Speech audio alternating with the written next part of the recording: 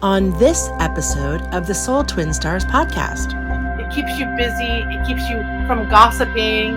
It keeps you from engaging in addictive behavior. Every person should have their own hobbies and interests. It's good for you. That's kind of how my husband and I keep things really fresh.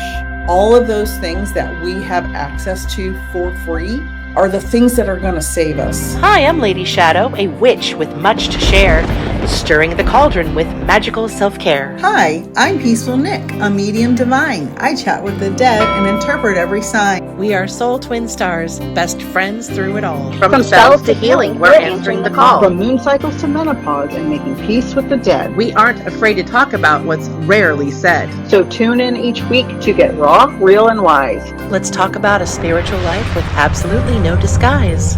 Welcome to the Soul Twin Stars podcast, Uninhibited Spirituality. We'd like to first thank this week's episode sponsors, Beans and Buttercream Bakery. They ship the most delicious baked goods anywhere. Follow them on their Facebook page, Beans and Buttercream Bakery. Also, Abernathy Photography, serving Western Kentucky and beyond, specializing in digital photography, weddings, and so much more. They now also feature drone photography. You can book them at abernathyphotography.com. And lastly, if you find yourself in Westchester County, New York, just north of New York City, Fino Restaurant in Croton-on-Hudson, New York, serves the most delicious, authentic Italian food. That's Fino Restaurant, Fino. And now, back to our episode. Oh, welcome back to the Soul Twin Stars podcast. I'm Peaceful Nik the Medium, joined by the always amazing and beautiful Lady Shadow. Hello, Lady Shadow. Hello, BFF. What is going on? What are you riding in on tonight? I'm riding in on a wave of happiness and joy. I like that. Tis the season. Had a great Thanksgiving. I believe we talked about that last week. Had my family here. Had a great birthday weekend and had some fun with some friends. And went to Disney World and went to Casadega, which was it's a spiritualist community here in Central Florida. Really cool, really old haunted hotel. You got to come down and check it out. Very cool stuff. And then the most important divine moment for Peaceful Nik is I have been now certified by Mark Ireland and Helping Parents Heal as a certified evidential medium. I went through a rigorous, many months long process, doing many blind readings and getting graded and scored on the accuracy of the evidence in my readings. And my chest hurts just talking about it. It was amazing and an incredible experience. And I am absolutely thrilled that I can now be known as a certified evidential medium with a master's degree in astronomy. Congratulations and happy birthday on that. That's amazing.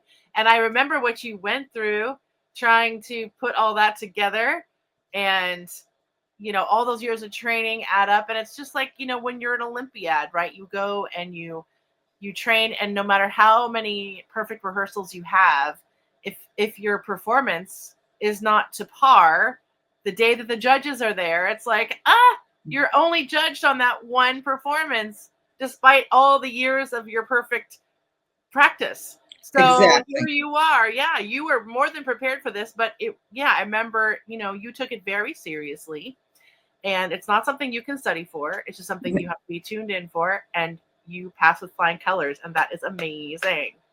I appreciate that. It's different than being in the Olympics, like you said, because when you get certified through Mark Ireland's program, you have to do several readings because they are aware. And for those of you who aren't aware how mediumship works, not every medium, spirit, and sitter or client all vibe together. Sometimes even the most experienced, most famous, incredible mediums can't get a connection. And that's not uncommon. That's why you get several readings. So it's if the Olympics had, 5 tries for you pick the best one, right, to be graded, 3 out of 5 or whatever it is. So it was incredible. And I am absolutely thrilled beyond belief that I am now certified. That's so cool. I know what you went through. So yeah, like I said, that's amazing. I'm so thrilled for you. So excited. And you had a birthday this week. Mm-hmm. So we Yes. celebrate your birth and all of the wonderful things that you offer our community and all the cool things that you have brought to this earth. And we are so happy and celebrating that you were born. So welcome again and happy birthday again. Thank you very much. Thank you very much. So what's going on over there with you in the freezing cold tundra of New York? Woo! It has been chilly. I'm sitting here with my little space heater on my feet as we speak. My little Christmas lights hanging out with me. A little peek there. It's all good. We are working on Christmas stuff. We are working on shows for the spring. We are working on our podcast topics for coming up weeks because we're going to be still producing shows even through the holidays, everyone. Even if it launches on a holiday, even if it needs to be recorded around the holidays, we have got you. We are George Nori. We work 365 a year. So we will be with you all.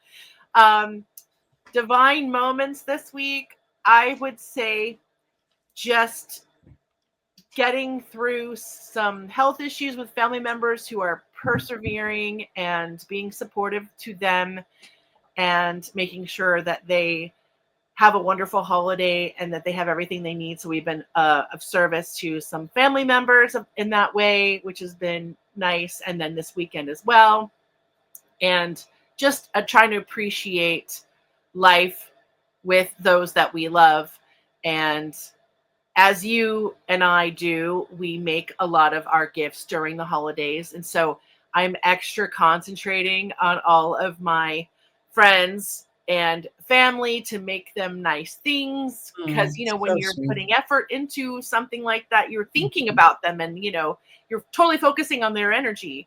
And so I feel like that's been nice to channel energy into people that you love to get them just the right gift. And ironically, speaking of making gifts, our topic tonight is hobbies. How important hobbies are. Even if you're not a creative person, there are so many ways that you can engage in life that don't require the kind of money that I spend on my horse and I ice skate. And we'll talk about our different hobbies, but they don't have to be expensive like those hobbies. Right. And my situation in skating, luckily I have a coach where I barter a lot of my talents, which is another thing, another podcast for another time, is the joy and art of bartering.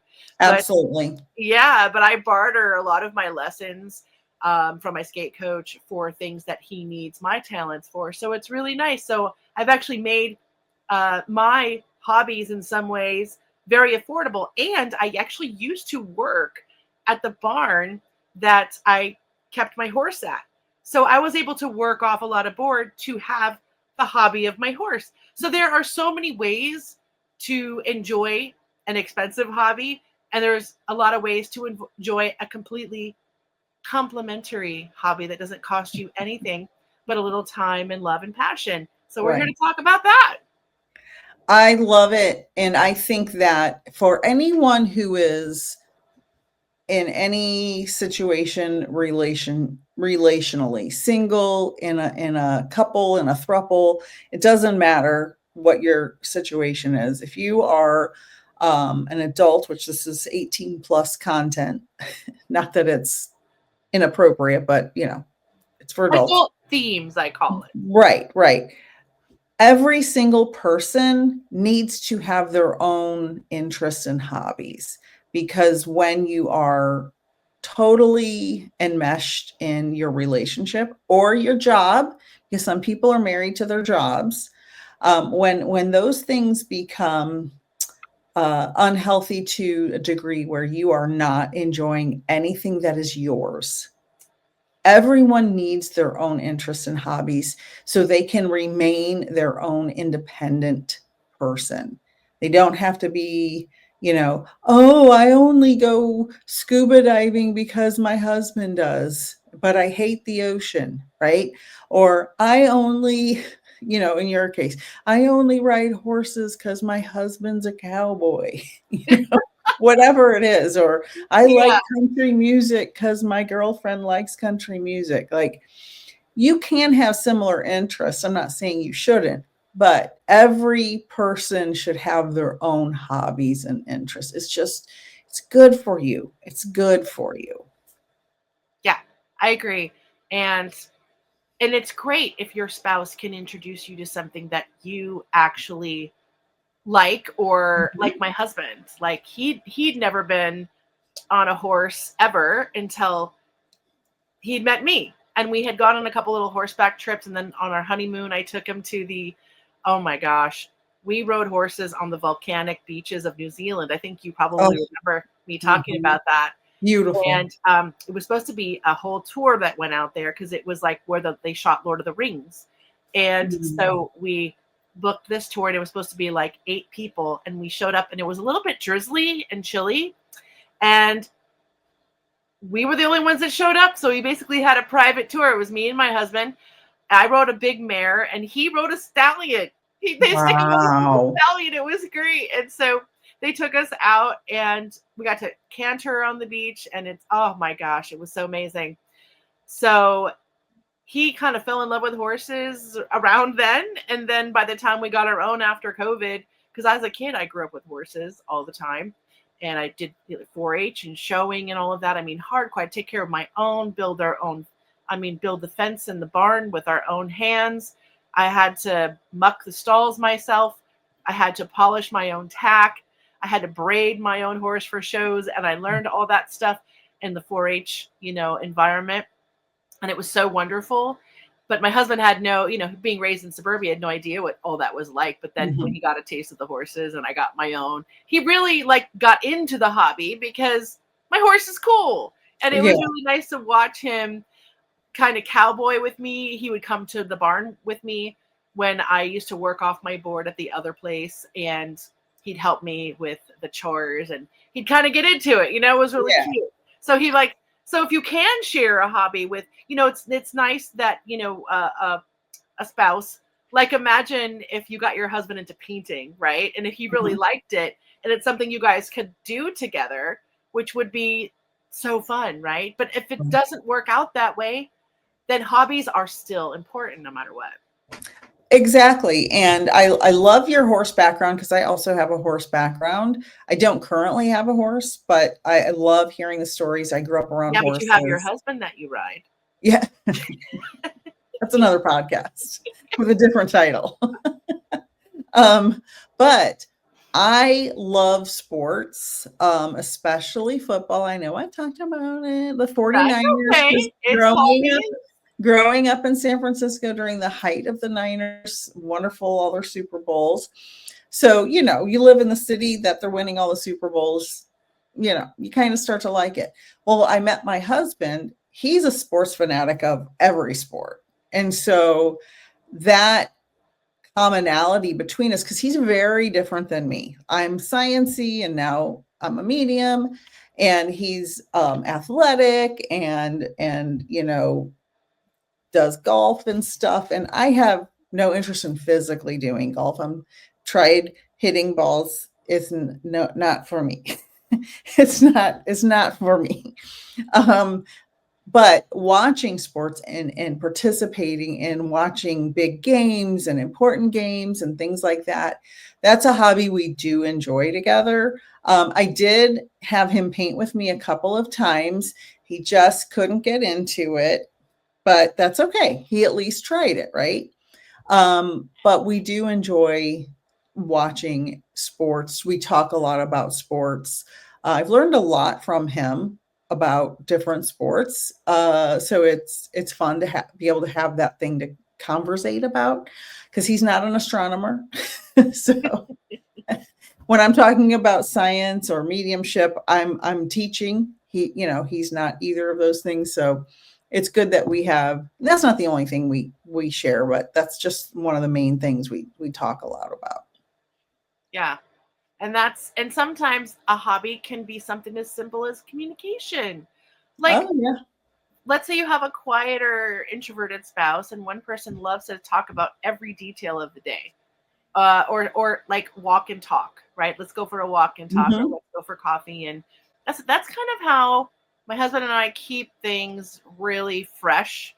I reconnected with an older, a many-year friendship recently, and she's like, "How do you and Chris keep your spicy sex life and your companionship after all these years still going strong?"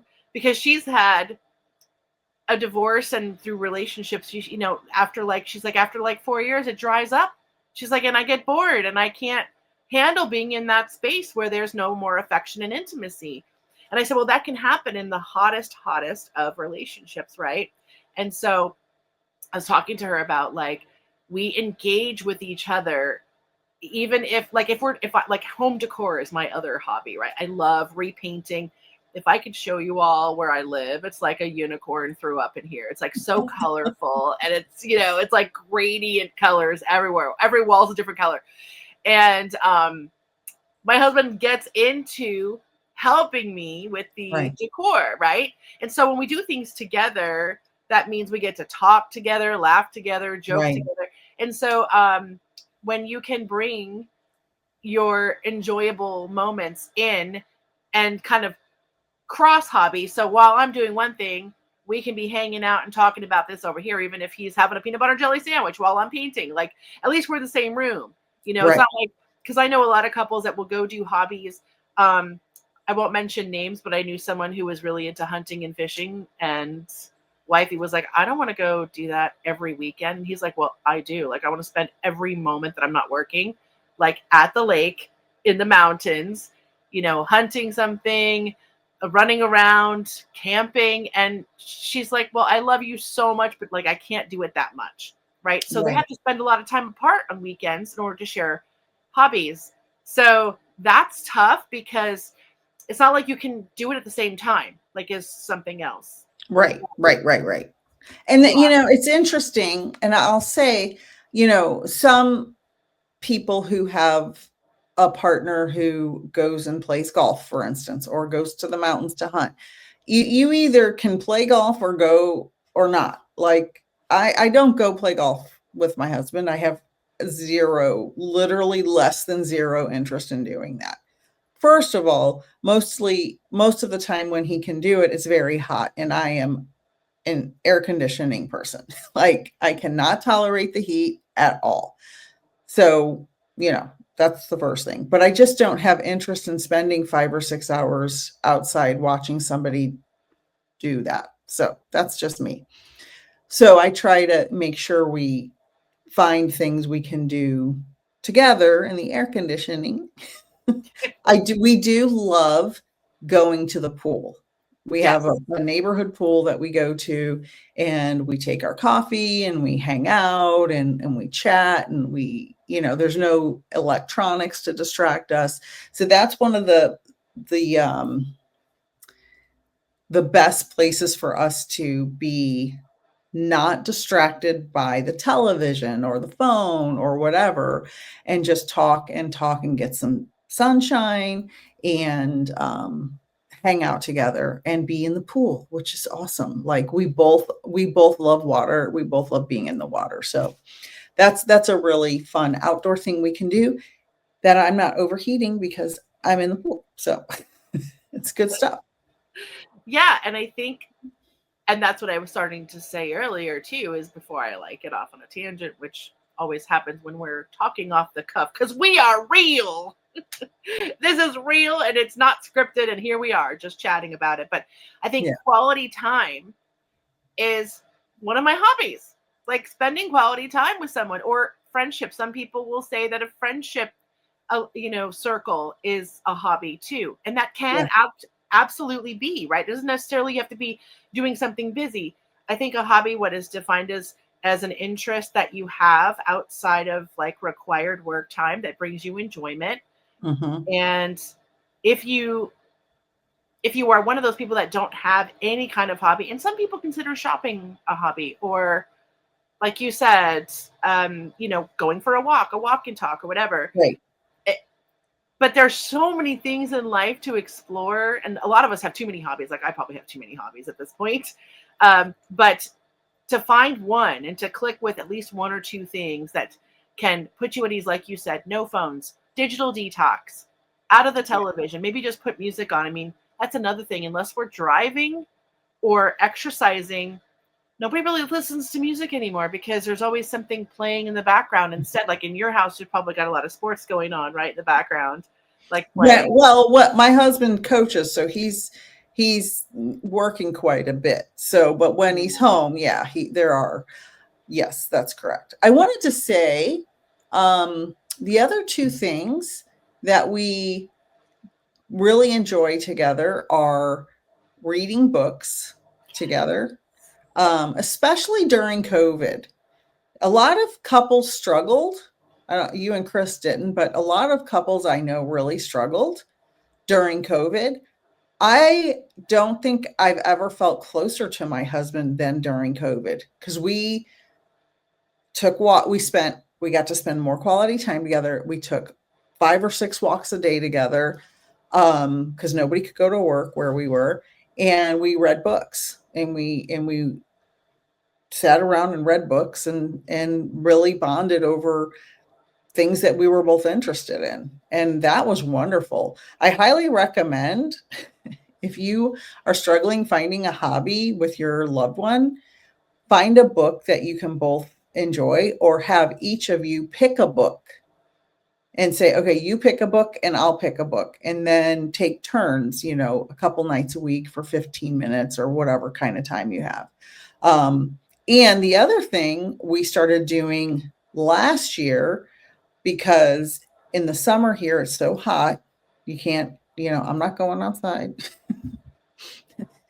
We wanted a hobby that got us away from the TV. So I bought a bunch of puzzles, and we have this big island in our kitchen, and we're an empty nester. So we would just put these puzzles together. We'd turn the TV off and we just sit there. And even if we weren't talking actively, we would just sit there and put the puzzle together and spend time that's not looking at the screen, and just be in each other's energy in a healthy way. And I know that sounds like old lady stuff, putting a puzzle together, but it is a healthy thing to do that's not, electronic, or looking at Instagram and getting in trouble over there. A lot of that goes on in the world. I read an article today that our brains are being directly affected by watching these short videos. Yeah. And it's making everybody ADHD. Yeah. Well, as a teacher, I had lots of classes and professional development about that very thing. Yeah.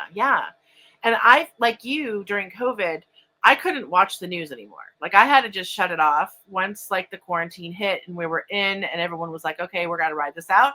Like, well, there's not really anything to like overly watch the news about now. We're all stuck in the situation until you hear about getting out of it.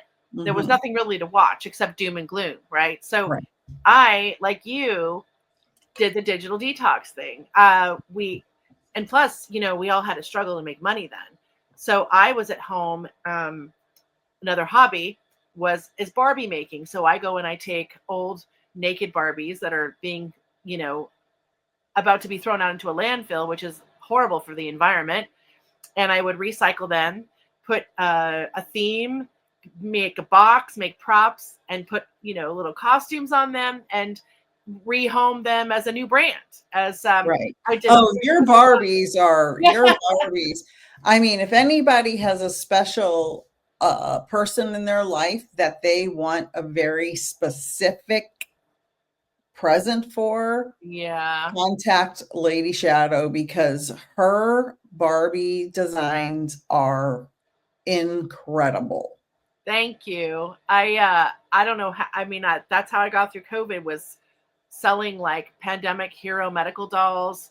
I would make a whole like doctor outfit with a mask and a Lysol can. Like Oh my gosh. And then like a little book in the box that would say how to survive a pandemic.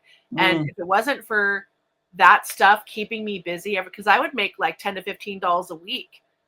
Chris and I Chris and I would work on them together. And then we go to the Staples once a week and print out all the little props and the box labels, come back and assemble them. And we would sell them every week. And that's how we were able to pay our bills, of selling healthcare hero dolls, postal worker hero dolls, teacher hero dolls. Like, it was crazy.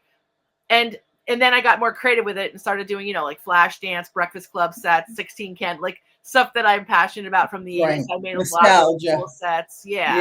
And now I make almost any custom design Barbie you could want. Somebody wanted a Trump and a Biden set. So I made a Trump and a Biden set. Now, it wasn't because they were a fan of Trump. They wanted the fun opposition in the doll pack. So that was kind of funny. And if you find my Facebook page, Mad Cow Dolls, I think you'll see some of the stuff I put up. I haven't really been doing too much of that. But I do have a website still, madcowdolls.com. So you can still go on there. You can still order some items. I've pretty much sold out of most of my stock. But it kept me out of that toxic news loop during COVID. It paid my bills. And it was fun. And it was fun because my husband's artistic. So we just had a little assembly line going. And it was really a great time to turn a hobby into some money in an emergency, and it brought a lot of people joy to get these in the mail. So you got to do what you got to do sometimes. So sometimes you find a hobby on accident. Sometimes you find it on purpose. But whatever it is you do, life, we have to keep telling our audience, life is more than just going to work, coming home exhausted, and going to Walmart and a movie on the weekend. There's more to life than that. So please, everyone, if that's your schedule, there is so much more. Get involved in a hobby. Go outside, put your feet on the ground, barefoot, and really try to enjoy the organic part of our lives and not just the digital distractions, And that is a great example of turning a hobby into a lucrative income. And I think many people, and I love that you mentioned people who you shouldn't just be grinding it out for someone else and making other people money, because you can grind on somebody for fun. Well, and making money, that's a different story. Again, that's for the other podcast. It's always for another podcast, Nik. Why can't it be for this podcast? The listeners, we got to keep it reasonable. We got to keep it reasonable. Edgy. You want edgy. Comment in the comment section if you want us to get real edgy. Let us know. Yeah, because we have a scale, like a Kinsey scale over here, of how edgy we can get. Exactly. So then the other I was going to mention, I just literally today watched a video that was describing what you just described. And there's a term for it, and I can't remember what term she used, but basically, remember how quiet quitting was a fad like a year or two ago? This is kind of like that, but it's where you just go to work. If you work 8 to 4, you go to work from 8 to 4, you do your job, you get your salary, and then you go home and you do your hobbies. You go home and you do your side gig. You go home and enjoy your life. Because back in our day, we were brought up to be married to our jobs. We were brought up, our generation was still after the boomer generation. Our parents are boomers. We were brought up, you get a good job, you will make enough money to live the American dream. You'll have savings, you'll have retirement, you'll own a house or two, go on vacation a couple times a year. And most people don't have that. They can say whatever they want, but most people don't have that American dream, no matter how married to their job they've been. Yeah. And so we need to shift from this, I gotta work and work and work and work and make other people money. Because if you look at the salaries in this country versus the expenses in this country, the difference from 1975 to 2025, Yeah. 50 years, Yeah. there was this Steak and Shake in a town I used to live in. And I remember we'd go there and go through the drive-through when my kids were little. And on the outside of the Steak and Shake was a wrap of the people from the olden days when Steak and Shake first became a thing, right? I counted one day 17 people working in this Steak and Shake kitchen on this photo, this big, giant, enlarged photo that went around the building. And they were all adults. They weren't teenagers. They were all adults, 30 to 60 years old, working at a Steak and Shake, clean cut, making enough money to feed their kids, pay for their house. Now, the minimum wage in this country is still $7.25 an hour. And it's like, it's unbelievable to me how I could just go in 700 tangents on this, but people need to understand, turn your hobbies into something lucrative if you are miserable in the career you're in. Agreed. I could go on different routes on that, but please do something to make extra cash that's for you and not for someone else.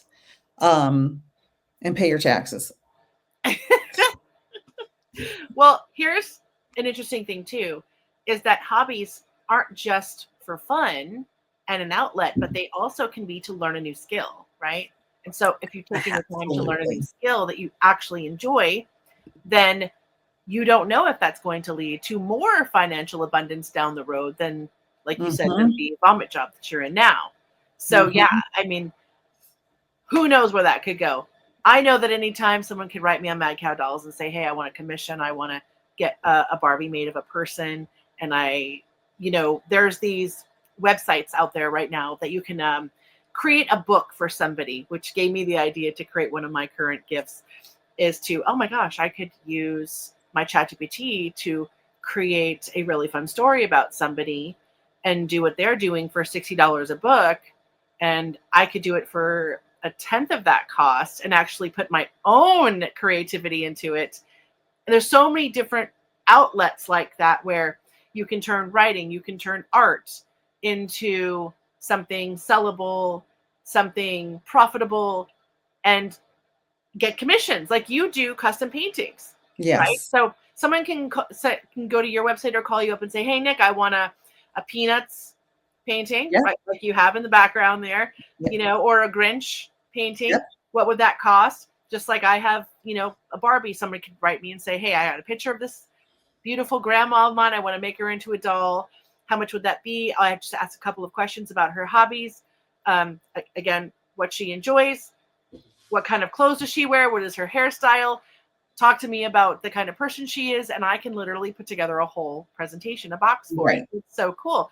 But yeah, and then there's languages. Some people want to learn a language as a hobby, as a helpful skill, not just to make money, but to enjoy the world and to be more cultured. So if you're not the creative type, there are so many other hobbies you can engage in, right?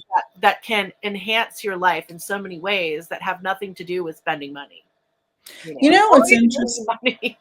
Yeah, what's interesting, and I will say I have a gigantic Grinch painting downstairs that I have Christmas lights on that I made. So good, though. I love that. I actually made it during COVID. We have so many people who don't understand that you don't have to be creative to enjoy hobbies. But the other thing is that I want to say is you can Google creative things to do. Like you don't have to be creative. You don't have to feel like if the idea doesn't come from me, I'm not creative. There's Google it. What top 10 creative things to do? Top 10 hobbies, or ask ChatGPT. I like plants and I like football. Give me a list of 10 hobbies I can engage in, right? Like we have so much access to information now, and Yeah. we have tools at our disposal that can help us. And when you have hobbies, it is so good for your mental health. Yes. It is so good for your mental health. It promotes mindfulness, joy, emotional balance.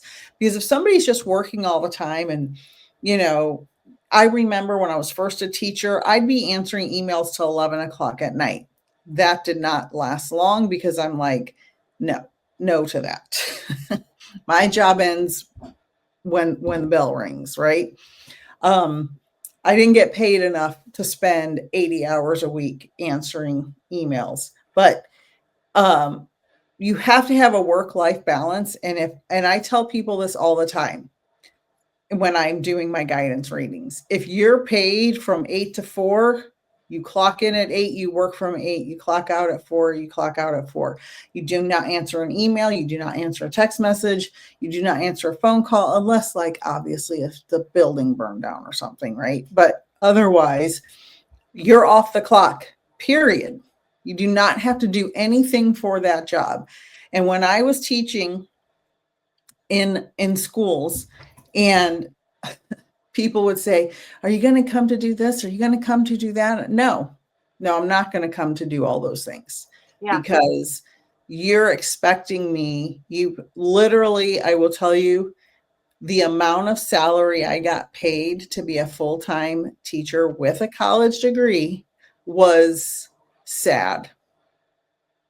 I worked at one job for almost 10 years and could have made more money part-time somewhere else. Like, it was, so I decided, look, you're not even paying me enough money to feed my kids, essentially, and have insurance and all that stuff.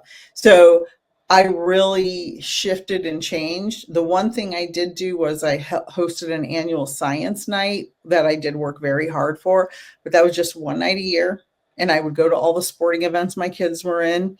But other than that, that was it. I left when I left. And then I worked on my hobbies, my interests, my second job, et cetera, et cetera, et cetera. Painting, creating, exercising, going to the pool, watching sports.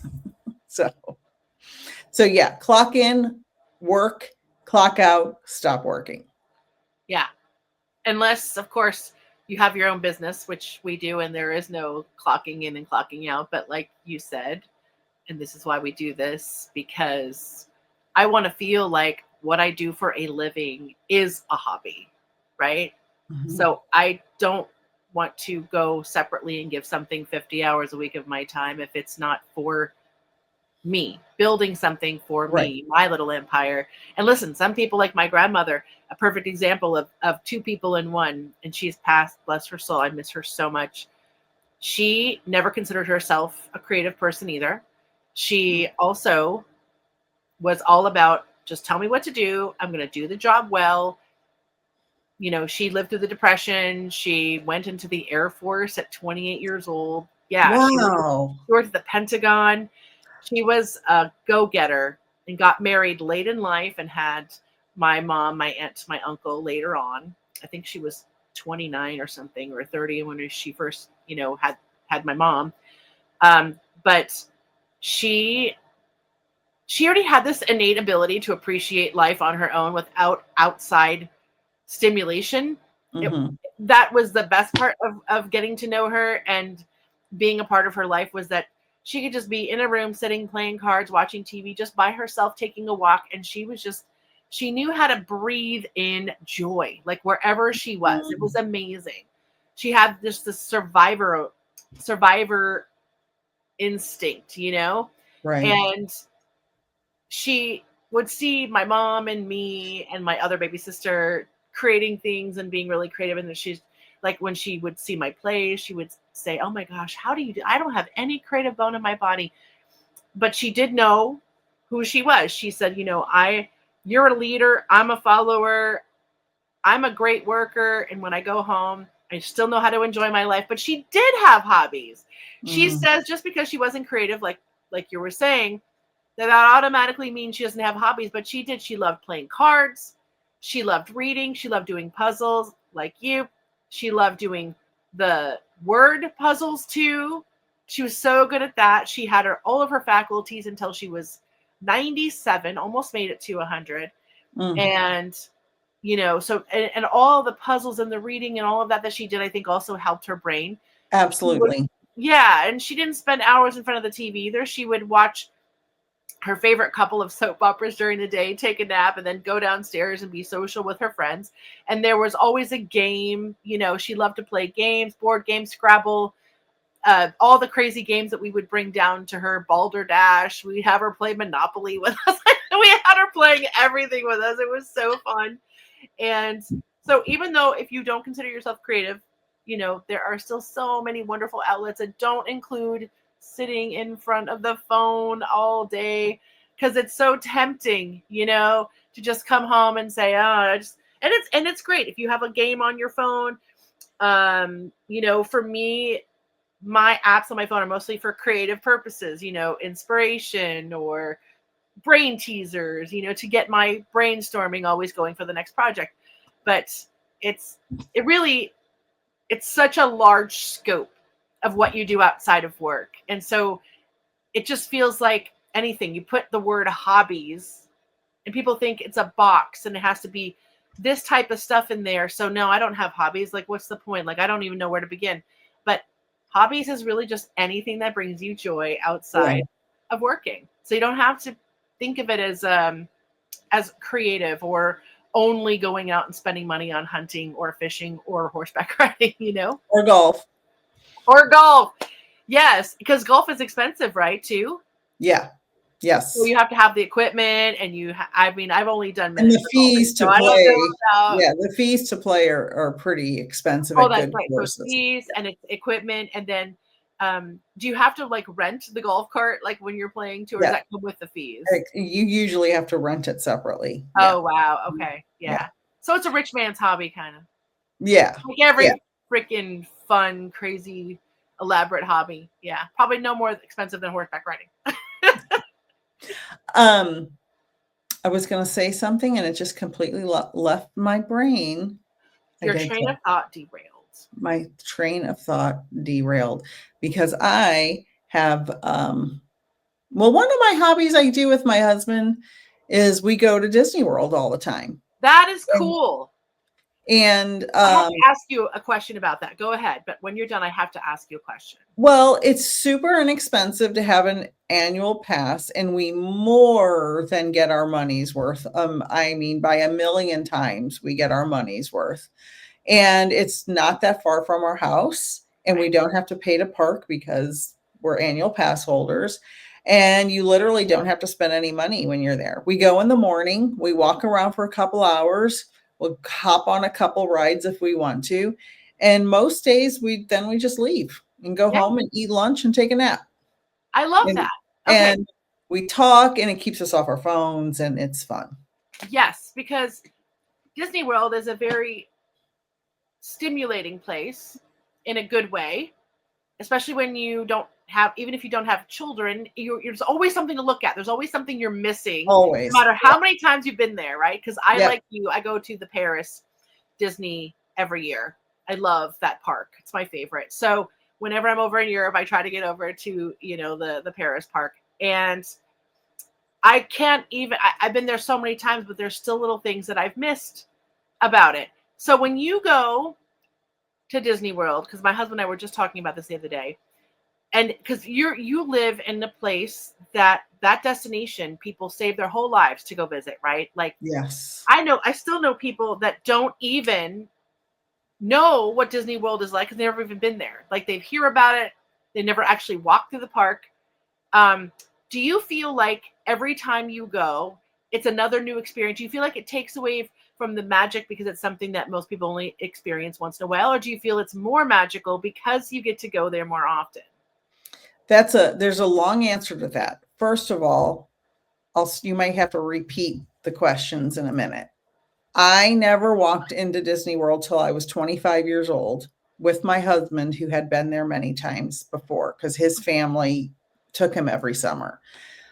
For me and my family, before my mother died, we were very poor and destitute, and never in my wildest imaginations would I have ever thought I would ever go to Disney World.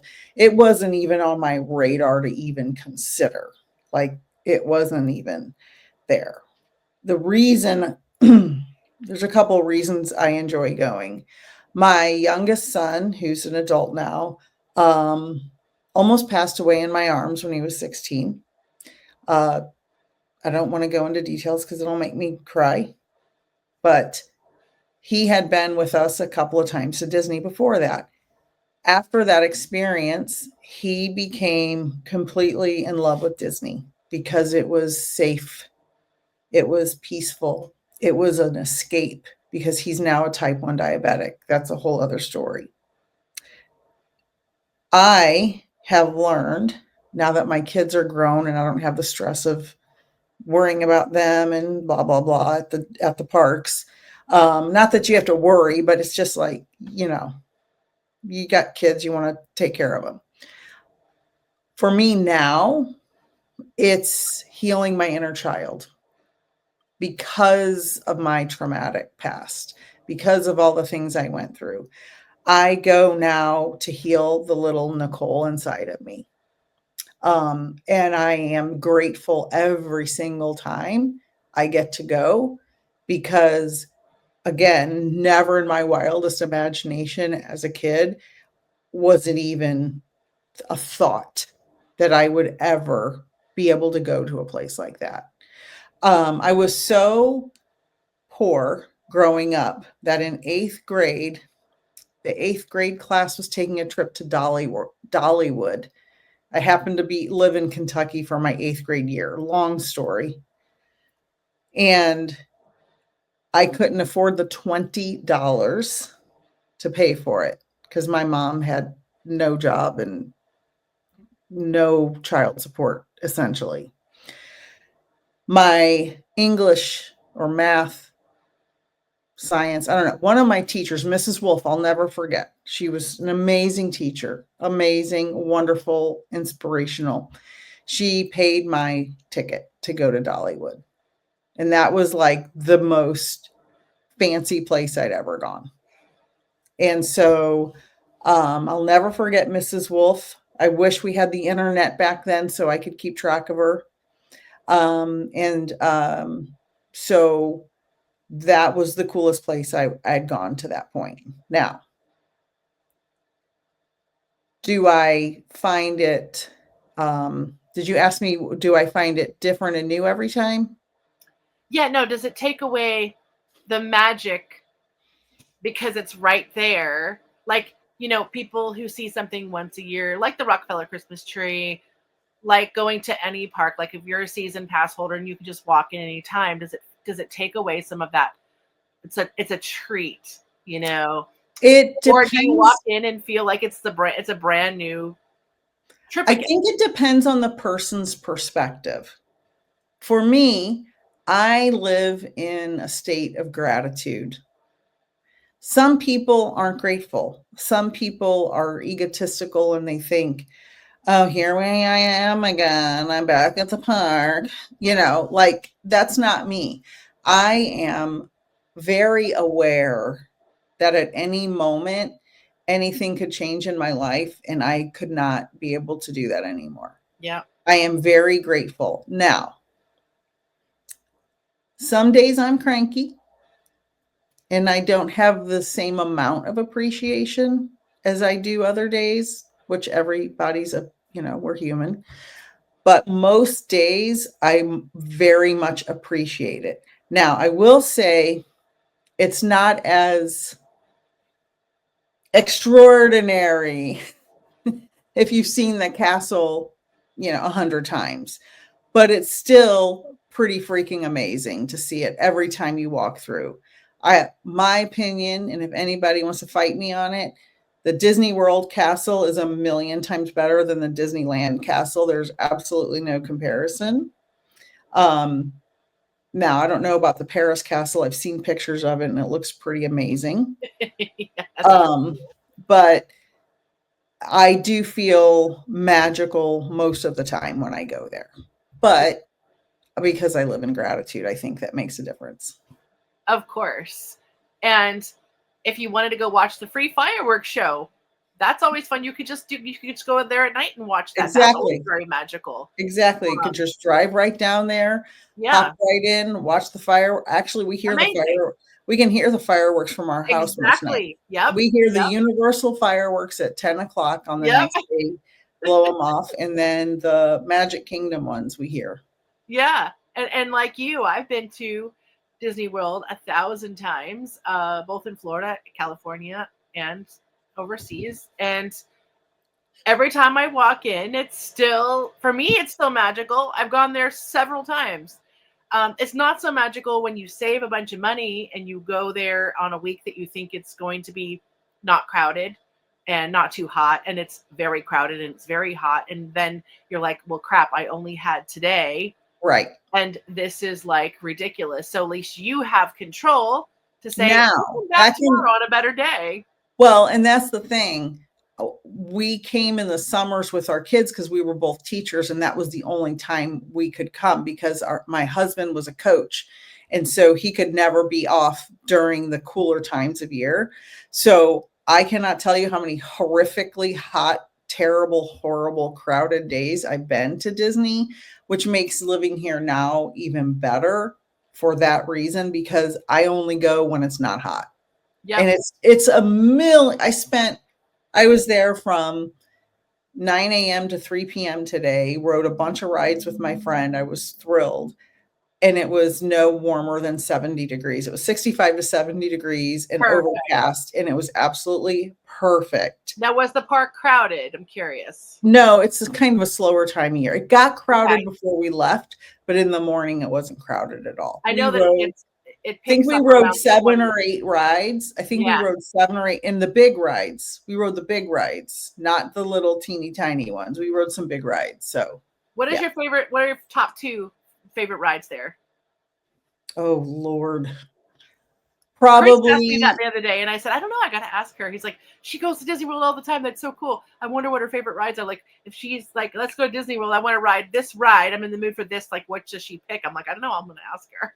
Well, at Magic Kingdom, it's going to have to be Tiana, which used to be Splash Mountain. I could ride that ride. It's a log ride now. Yeah. They reopened it. Okay. Yeah. I could ride that ride 100 times in a row. I love that one. Tron, I really like. The People Mover. That's still going? The People Mover still going. I love that ride. I rode that today. You don't ride Space Mountain? I can't anymore. It makes me too sick. Yeah. I love. Really be careful with those. Pirates of the Caribbean and Haunted Mansion. So if I had to pick at Magic Kingdom, those would be the rides. Yeah. That's so cool. I love it. And can we, for the public, because I think we're all curious, I've never looked into an annual pass. I know you pay like on a monthly basis. Like, what's the monthly rate? I'm just curious to have a year pass at Disney World. So there's different ranges. So the Pixie Pass, I think, is like $30 a month, but there's a lot of like blackout dates. I don't think you can go on the weekends at all. Then the next one, I don't know all the names of them, but it ranges from like $30 a month to like $120 a month. And I pay like $60 a month. Okay.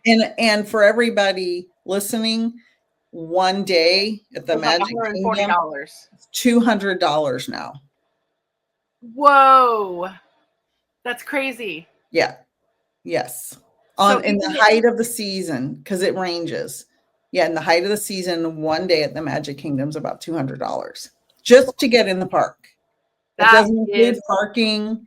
That doesn't include. That's right. There's parking, which is like $35 a day or something. Yeah. So 60 times 12 is 720. So even if you're going for more than 4 days and you think you might be going back, you should just buy the annual pass then. That's so interesting. Now, we are not spokespeople for Disney at all. No. We're just talking about, like, listen, things that you enjoy outside of, again, your work. And if it's an amusement park or a water park or just a regular recreational park where there's a little charge to go. I just today saw one of my local ice rinks offers an annual pass so that you can just go as much as you want to go skating. And I was like, oh, I didn't even know about that. And you know what? Another really good thing, a great hobby to do with your loved ones, or just by yourself if you feel safe. Parks. People don't go to parks as much as they used to. Go walk around a park. Botanical gardens. One of my favorite places in the world is the Botanical Garden at Golden Gate Park. Oh, it is beautiful. I could lay under those trees. Yep. It's gonna bring tears to my eyes. The tree, oh, it's incredible. Incredible. I've been through, so beautiful because you're out in nature. Yeah. And you're surrounded by trees and plants, and everybody's happy. And find a local botanical garden, find a local park, go sit by water. Lucky for me, and I will tell you, when I moved from California to Florida, it was one of the hardest emotional things that I've been through as an adult. I did not want to leave California, but through circumstances we did. But there's a pond in my backyard, and there's always ducks and cranes and alligators, and there's a snake occasionally. We have bald eagles that fly through my backyard. Like, I call it wildlife watch with Nik. I take pictures and videos. If it wasn't for my backyard and being able to look out my windows every day, I would have lost my mind. Yeah. Just looking at, and I've said this a million times, looking at the dewdrop on the grass with the sun shining through it in the morning is one of the most spectacular things that brings me so much joy. And it's just it's not really simple, but it's something everyone has access to for free. Everyone can look at the grass. Everyone can look at the trees and the birds and the sun. Don't stare at the sun and the moon. Like, all of those things that we have access to for free are the things that are going to save us, because technology 100%. has its purpose, but nature is forever. And that's where we came from, and that's what we belong to. Agreed, 100%. And you can take a lot of your hobbies outside. Like, you don't have to do them inside. We have a little, we bought $100 carport, which doubles as like a tent, doubles as like a, like a porch cover. And we have our little inflatable hot tub out there. And in under this tent is plenty of seating and room and tables to go outside and paint, or like, I even take my computer sometimes and work from the hot tub, and just sit in the hot tub, and I've got a little table that I pull right up to. I can work, I can play. So you don't even have to do it inside. You can literally take your hobbies to the park.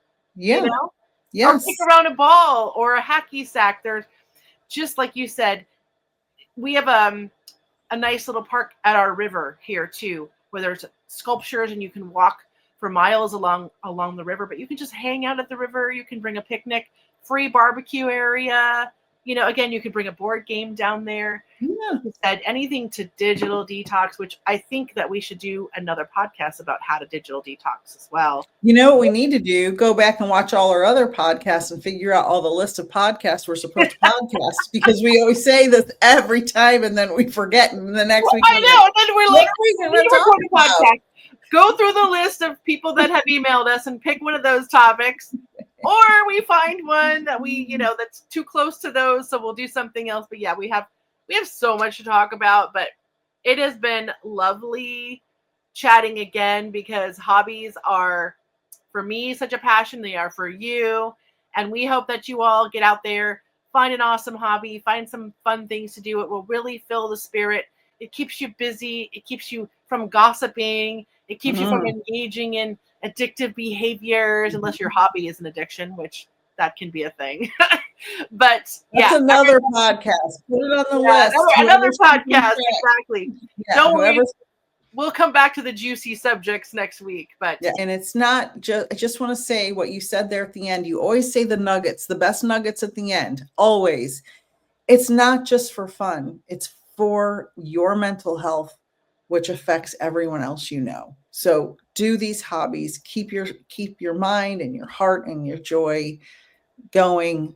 Beautiful. Well said, Lady Shadow. I love you. we love you all so much, and we will see you next Friday. Absolutely, we will. Thank you, everyone, and sending love and light to everyone. Have a wonderful holiday season. Thank you so much for joining us this episode for the Soul Twin Stars podcast.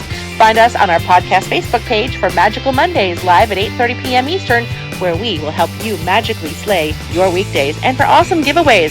For more information about what other spiritual things Nik and I do and offer, visit peacefulnikthemedium.com. That's Nik with just a K. Or to connect with me, Lady Shadow, soulsandspirits.com is the place to go. If you want to be a guest on one of our shows, we would absolutely love that. Contact us at soultwinstars@gmail.com. See you next Friday on Spotify, Amazon Music, iHeartRadio, Apple Music, Facebook, and on YouTube. Sending you all so many blessings. Thank you so much for joining us, and until next time, know that you are all cherished.